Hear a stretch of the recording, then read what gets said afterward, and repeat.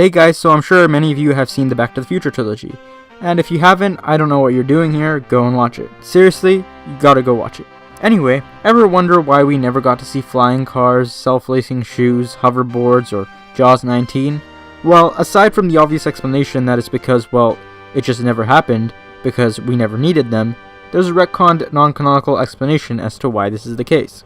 You see, at some point after the trilogy ends, Doc travels to 2015 an hour before the Doc, Marty, and Jennifer from the second movie, and records a video explaining what he witnessed in 2045. In 2045, there's a nuclear holocaust, and he discovered that there are some items that begin to make people lazy and obese in 2021, the time of the Great Trash Storm.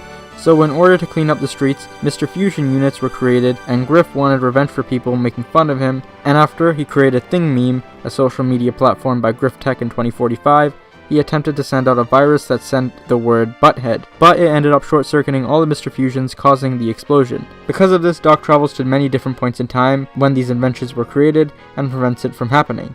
And that's it really. But there is another explanation I came up with myself after rewatching the films for the zillionth time, which was erasing Star Wars, for example, from the timeline. You now may be wondering what exactly I'm talking about. So remember that scene when Marty blasts really loud music in George's ears, and then he proceeds to tell him that he's Darth Vader from the planet Vulcan? Well, because of this, at the end of the movie, we see George as a successful author, and the book that arrives is called A Match Made in Space, which features a man in a hazmat suit like the one Marty wears when he's pretending to be Darth Vader. Difference here is that in the book, George McFly, calls his character Garth DeVade. And the story is basically a space adaptation of how he met Lorraine. I started to think that because of Marty making all these references too early on, that maybe Star Wars and Star Trek were never created due to McFly hopping onto those ideas before Lucas and Roddenberry, and though it still may be true that no longer it exists in the Back to the Future universe, I'll get into why in a second, I don't think it's because of McFly's book.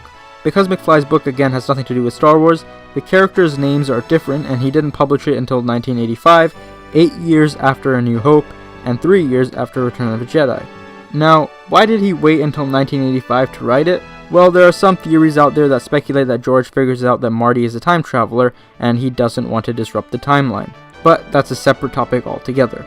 So if mentioning Star Wars or Star Trek didn't really affect anything, then what did? Well, firstly, it might have affected it in some way. You see, as many of you are aware, the butterfly effect states that if a butterfly flaps its wings, it can cause a tornado in Texas. Or something. I've heard many different iterations.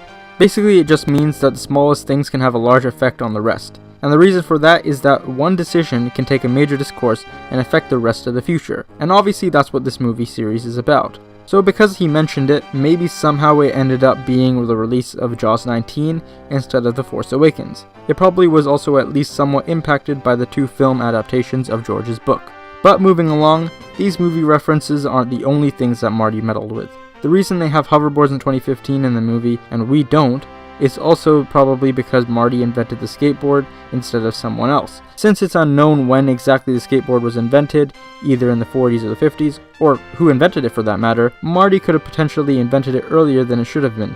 And because of intervention, whoever noticed the idea and marketed it was probably someone who influenced others into eventually creating the hoverboard, unlike our universe where we realize that it's pretty impractical. Another thing he changes that not a lot of people notice that can actually have a big impact on life, as explained through the butterfly effect, is that in the beginning of the film, the mall is called Twin Pines Mall, but at the end, it's called Lone Pine Mall.